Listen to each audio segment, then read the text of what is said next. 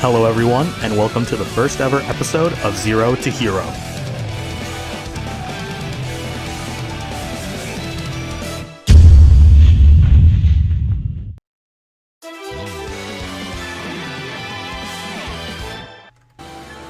What's up guys, my name is Well Dressed Gem, and I'd like to welcome you guys to Zero to Hero, a series discussing various topics within fighting games.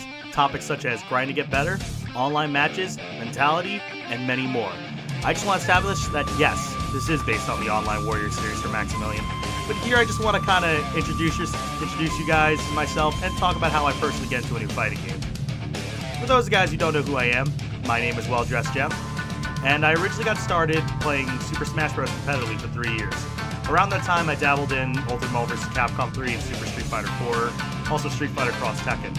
I started liking those games more, and eventually I fell out of the Smash community around the time Street Fighter 5 was announced. I got a PS4 sooner rather than later, the moment I heard that it came out, and tried playing that, and that started my journey into loving traditional fighters. Wasn't really the biggest fan of Street Fighter 5, but with patience I managed to eventually fall in love with Tekken 7, Blazing Cross Tag, which is the game you're seeing right now, and King of Fighters 14. Those are mainly the 3 games I enjoy playing competitively, but I generally love all traditional fighting games that are on the market right now. But that's enough about me. We're going to talk about how I personally get into a new fighting game when it comes out. So the first thing I do when I get into a new fighting game is that I try to see if there's a tutorial, like at all. Because like back then, games like Super Street Fighter 4, actually I think that had a tutorial, Ultimate Marvel 3 didn't really have like a basic tutorial system. So that now is the first thing I look for. Because in the tutorial you learn various things. For example, the first thing I learn is what is the button scheme. For example, is it a 6-button fighter like Street Fighter? Is it a 5-button fighter like Guilty Gear? A 4-button fighter like Tekken where it's different limbs? Or is it a 4-button fighter like BlazBlue where it has 3 varying strengths of buttons and then a special button essentially? And then from there, once I learn that, I see which character I want to play as. Whether or not I've seen gameplay of them through like previous like tournament play, or just trailers, or their character design just looks cool to me. From there, I go into training mode, I learn their moveset, what their mobility is like, how far their normals reach, what's safe, what's unsafe, etc, etc. From there, I see if there's a character challenge list, like combo mode, mission mode, and there I learn the basic combos for the character. And then from there, once I learn the basic combos in that mission mode, I do some of the harder combos and set it to repeat over and over again so I can get the hang of that and get the muscle memory down. Because that's what's mainly what fighting games are usually a test of, your muscle memory. Once you like start pressing those buttons, your muscles will eventually remember it, and you'll be able to do those combos. So, and this is a common thing with fighting games. Usually those combos you see in mission mode aren't really the most optimal.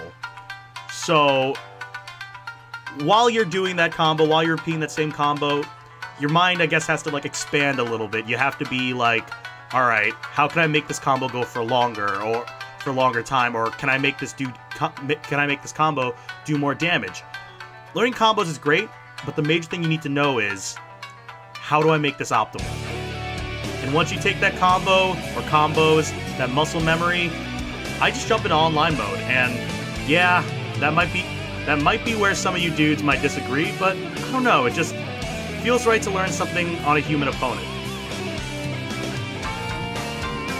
I can understand why people aren't really the biggest fans of playing online because of lag, because that can totally disrupt your muscle memory, but I personally think it teaches something else, and that is patience.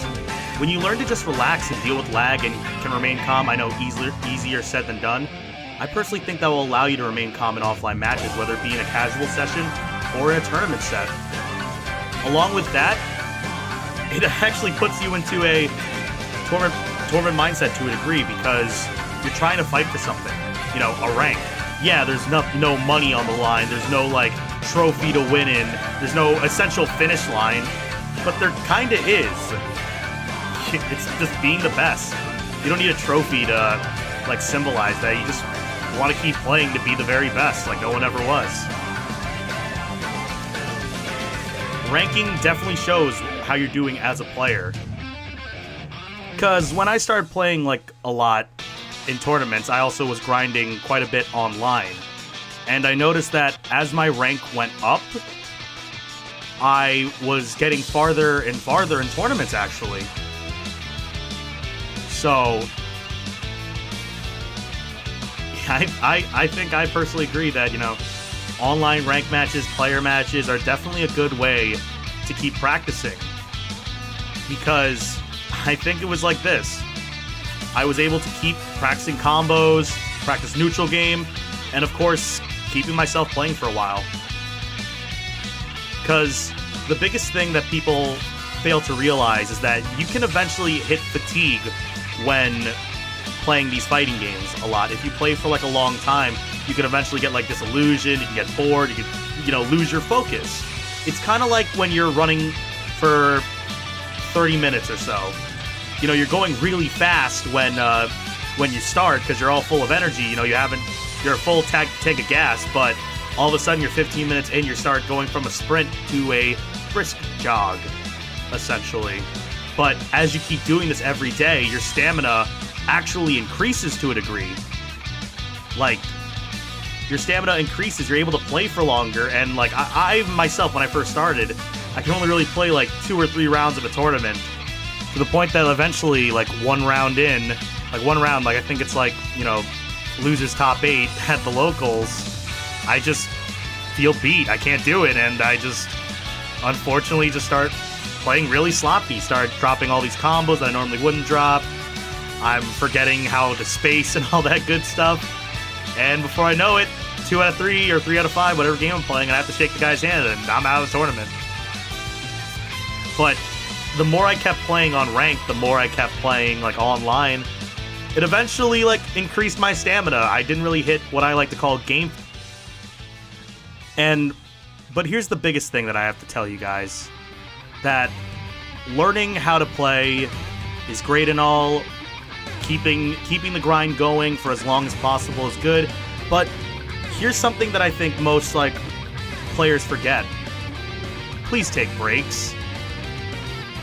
You might think playing for 4 hours a day, for 4 hours straight, is going to have you get better, but if you keep working with a broken arm, all you're really going to get is pissed and pain, and at that point, you're going to lose, like, you're going to hit that fatigue, you're going to practice drop combos into your muscle memory, and I'm pretty sure, you know, I wouldn't want that. You're going to get vastly more impatient, so the biggest thing, you know, is just like every now and then, you know, stand up, stretch your legs out, stretch your arms out, you know, maybe watch a YouTube video, disconnect from the game, get a drink. That's the biggest one I do. Like, you know, like I remember when I was like younger, you know, that's always like take a drink of water, you need to calm down, and yeah, it definitely works. So that's really all I got for now. So for the too long didn't read portion, guys, let me tell you what it is. All right, let's sum this up. Don't sleep on online matches, because yeah, it's not the same as tournament play, but the major thing that you probably want to do is you get to practice everything. Ranked matches can help you see where you are as a player to a degree, and can teach you other aspects of playing other people other than muscle memory. And while playing for a long time might sound like a good idea, it's very important to take breaks for a while, as constantly playing 24/7 isn't that healthy, and you might lose focus. And when you lose focus, that's when you're not learning. You know, you don't focus in a classroom, all of a sudden you're hearing nothing, and it's hurting you. Like, grinding is good. Grinding is great, actually, if you ask me. And constantly grinding, whether it be with friends or just random people on ranked, that's good and all, but like, if you don't take breaks, if you don't, whether it be for 10 minutes or an hour or just for the day, or be done for the day, you're not going to be learning much. You're probably going to take some damage to your mentality, and you're going to just drop combos that you don't normally drop. Alrighty, so now that we're done with the discussion portion of this, I would like to do some match analysis, like what can I learn from this matches, and I invite people to send me clips of them playing, and I'll try my best to analyze their matches to a degree. So getting started, this is a very unfamiliar matchup with me right now. Mika, I do know the matchup, but Rachel, I don't really know. So right now you see me get Wake Up Super. Supers are very invincible in cross tags. Just to get his Mika out of there, try and recover as much health as possible. One thing I'm noticing with this Rachel, and well, first thing, they have their rod confirms easily. They know how to respect Yang's startup when she activates her semblance. Basically, you get like essentially a free action out of it. You can super, you can you can reversal action. That was an unfortunate super right there. I think she was trying to clip my like backdash or trying to get me in the starting frames there. Caught me jumping with a reversal action, and here we have Rachel just getting hit. Like, didn't really do anything there. I think just like holding forward, wasn't blocking, and actually that combo was going to drop. If that didn't kill, I have the meter, which, yep, I will use. So, the thing I'm noticing with this with this player is that they're doing really well. They're also spending their cross gauge a little too early from the get-go. Like, the moment they get hit, they just switch to Rachel. So, like, I don't know, like, what to do there, like why they're doing. I guess they're panicking because, you know, it is online to a degree. They use Wake Up Super there. I don't really get a full punish on that, though. I don't know, like, I think, like, the times I went for, like, a big punish, I got hit. And you see this Mika, like, diving a lot and is just getting hit and clipped a lot by, like, my Yang standing A. So here you see that this Yang is actually, not Yang, this Mika is starting to get used to one of my biggest thing, and which is I'm not anti-airing or reversal action in these random clashes. I try to clash right back, and that ends up getting hit. I'm about to lose Yang, so I gotta switch. I swing immediately, and that's not good because that's gonna be a huge chunk of damage. And I think the life lead's about even, but hey man, those hitboxes with Ruby definitely carry you very far.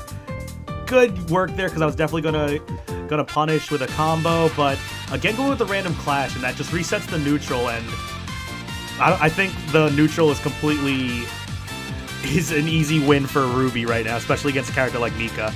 So right now I think I could have got a conversion off of that jumping B, but I get this pickup. I think I cancel. Yep, cancel immediately into pedal dance. That should be it. No, it's not. Not yet. But yeah, random super. I just hold forward because I got too antsy.